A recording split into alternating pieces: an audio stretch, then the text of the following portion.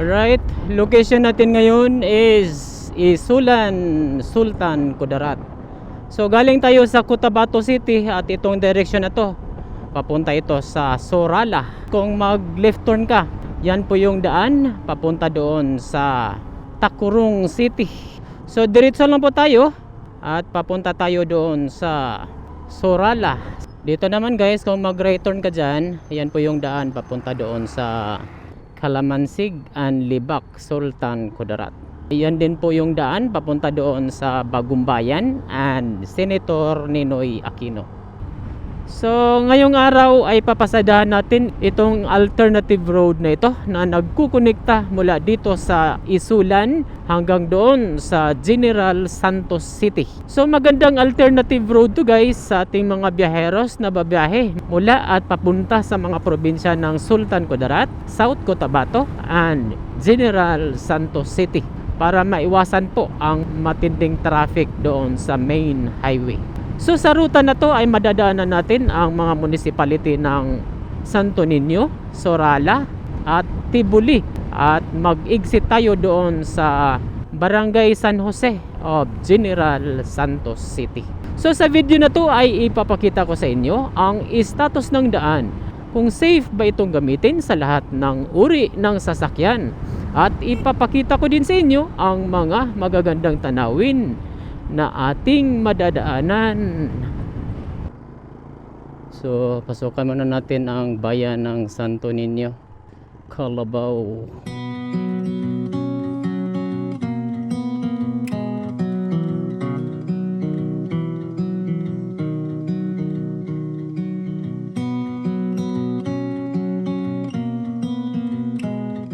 Asinso, Santo Niño.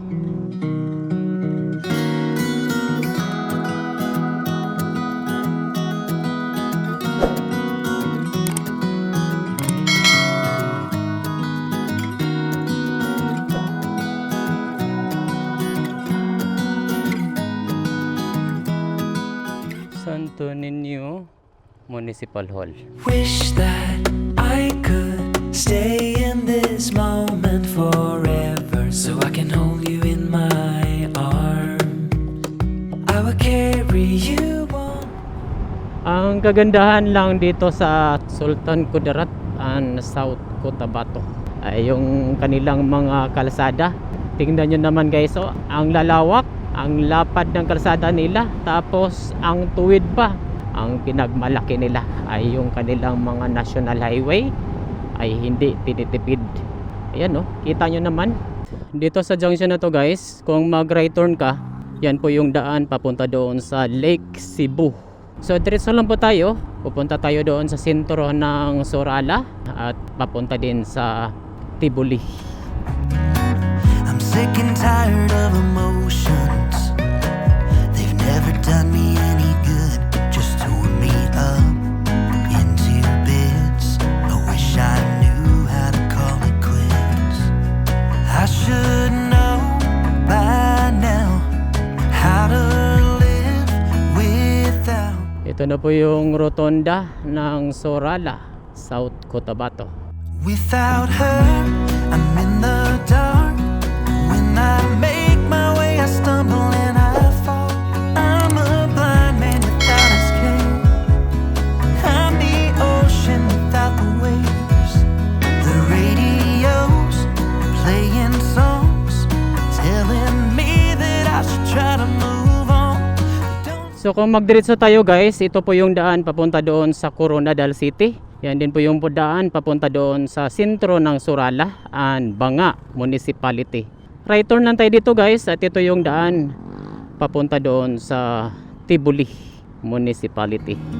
We crossed over borders to get where we are, and it's all for you. It's all for you. It's all for you. It's all for you. I did it all for you. It's all for you. It's all for you. It's all for you. Nights without sleeping, 'cause you feel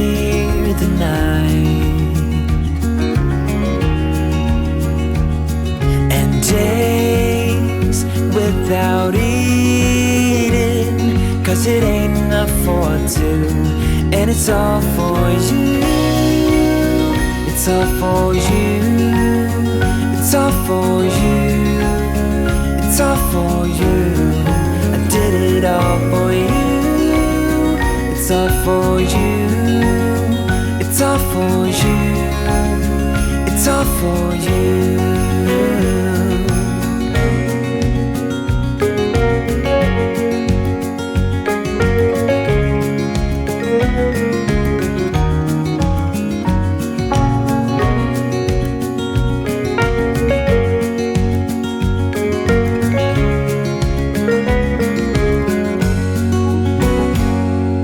When it is freezing, I will keep you warm. I will hold you closer so you don't feel the cold. And it's all for you. It's all for you. It's all for you. It's all for you. I did it all for you. It's all for you. It's all for you. It's all for you.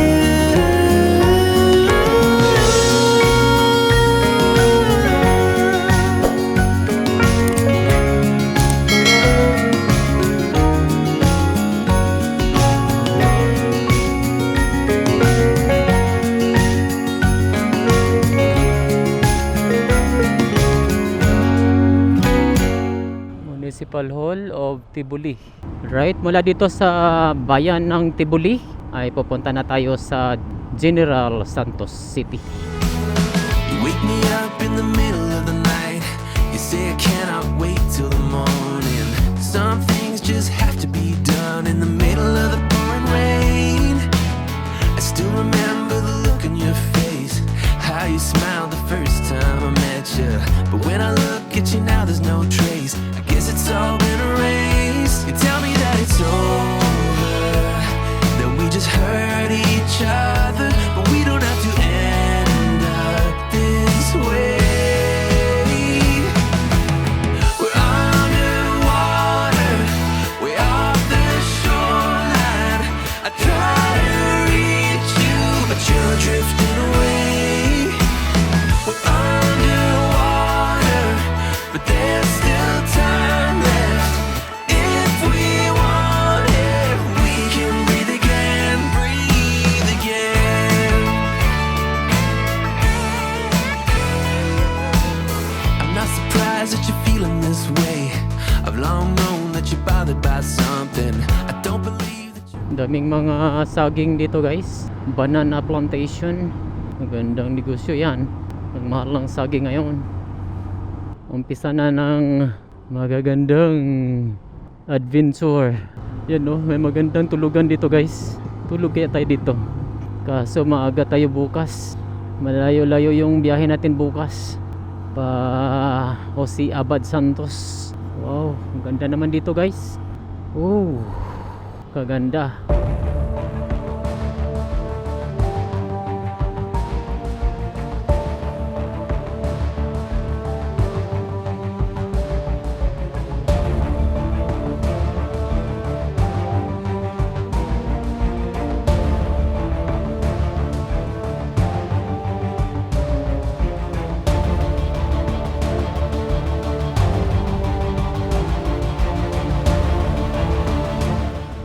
May mga gulay dito guys oh. Tinanim sa plastic molds. Oh, kaganda. Papasok na tayo sa forest area. Napakaganda guys, 'di ba? Mayroon palang daanan dito guys na napapalibutan ng mga magagandang tanawin. Pulag hangin?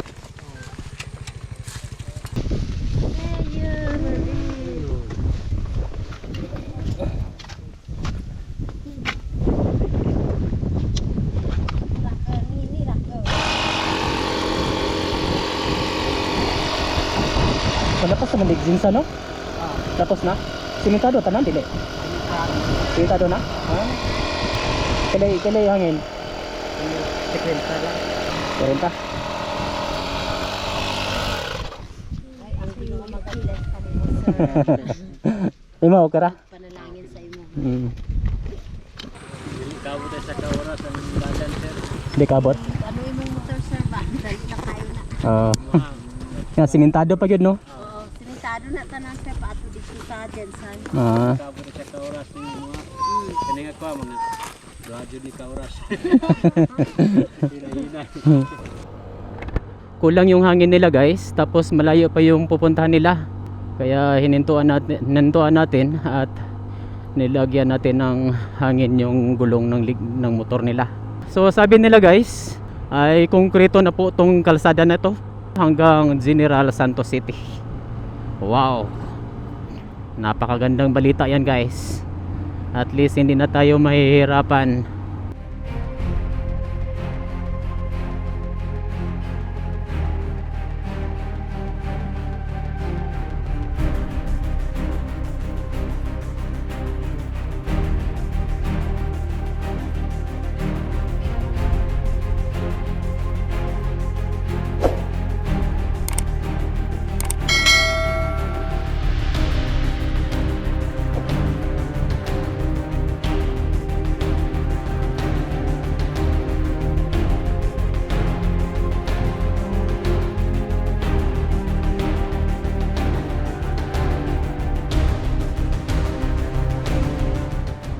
Kita mo yan, no?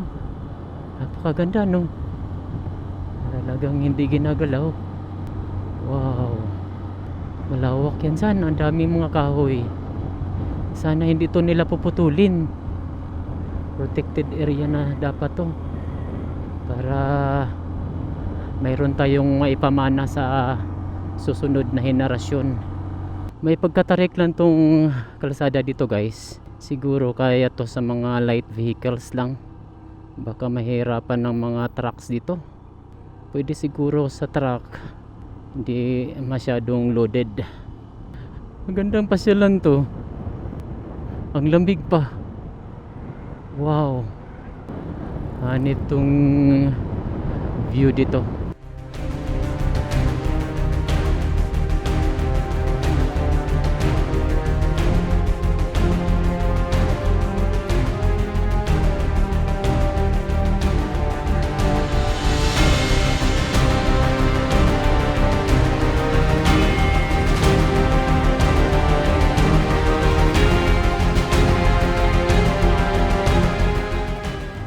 May view deck dito guys, oh. Kita yan dyan sa baba. Wow. Ang ganda, no? Ganda ng makikita mo dyan. Paangat pa rin tayo. Grabing angatan to. Grabe, nasa tuktok na talaga tayo guys. Yan, oh. Tignan nyo guys, ha. Wow. Super. Kaganda ng landscaping ng mga kabundukan. Amazing. Maraming mga mountain resort dito guys. Mayroon din doon sa taas, oh. Maganda yun doon sa taas. 360 yung makikita mo dyan. Ito po yun. Makikita mo yan ng libre dito sa ruta na to guys. Mabubusog ka talaga sa mga magagandang tanawin sa ruta na ito guys. Try nyo. Kahit anong panahon guys, maulan man or mainit, dahil simentado na po itong kalsada dito. Pwede ito sa mga motorcycles and mga light vehicles. Iwan ko lang kung kaya to ng mga trucks dahil may mga portion na nagkaka-landslide. Oh, yan, oh. Kakatakot naman yun. Buong kalahati ng kalsada ay kinain. Ito din, oh. Oh my God, kalalim.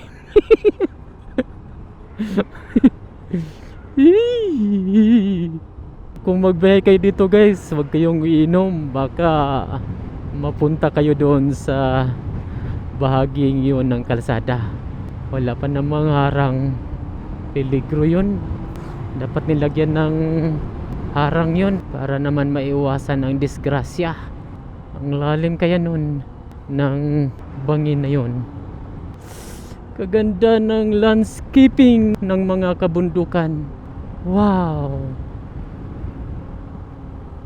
Dami talagang nasisirang daan guys dahil sa landslide. Dapat nilagyan na nila ng riprap yan, baka maubos yan. Maganda sana ginagawa nila yan ngayon dahil walang ulan, kasi pag umuulan na, naku, peligro yan. Yan, General Santos na yan dyan guys, ang baba. So kung ang biyahe nyo guys mula General Santos hanggang pupunta kayo ng Isulan or Takurong, magandang alternative road ito. Kita nyo naman, walang traffic, konti lang ang gumagamit dahil siguro konti lang ang nakakaalam na simentado na pala dito. Free pa yung mga magagandang tanawin na nakapaligid sa alternative road na ito. Pakita ko lang sa inyo yung gaano kaganda itong mga alternative road na ginagawa ng ating pamahalaan. Nasa inyo na rin yun kung i-try nyong pasyalan, dahil kita nyo naman safe po ang alternative road na ito. Prone to landslide lang tong klase ng lupa nila guys dahil mabuhangin, hindi siya mabato. Mabuhangin yung bundok nila, kaya konting galaw lang ng lupa ay tiyak na babagsak. Hindi gaya ng ibang lugar na mabato talaga. Ito mabuhangin. Yan oh, kita nyo naman sa yung mga bumagsak na mga parte ng landslide, buhangin talaga, may halong buhangin. Kaya pag gumagalaw ang lupa dahil sa malakas na tubig or dahil sa lindol, ay madaling mabagsak yung lupa na yan. So recap lang po ng ating biyahe ngayong araw, mula doon sa Isulan, Sultan Kudarat, hanggang dito sa Tibuli, South Cotabato, ay konkreto po yung daan dyan guys. Maganda po yung kalsada dyan. Mula naman sa Tibuli hanggang dito sa General Santos City ay konkreto din po yung daan dito.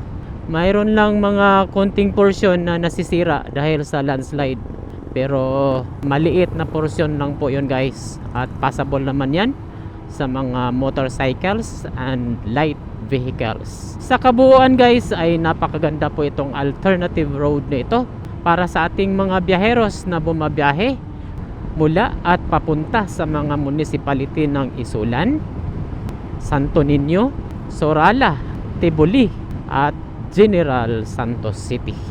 Alright? So approaching tayo dito sa General Santos City Circumferential Road, na kung saan kung mag left turn ka dyan, yan po yung daan papunta doon sa Labangal, and daan din papunta doon sa Davao City. So right turn tayo dito at papunta tayo doon sa General Santos City Airport.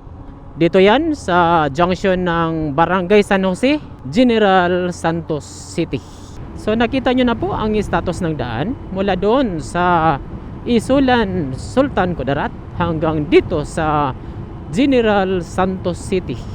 Kung nagustuhan nyo tong video na to ay huwag kalimutang mag-like, comment and share para mas marami pang makapanood sa video na ito.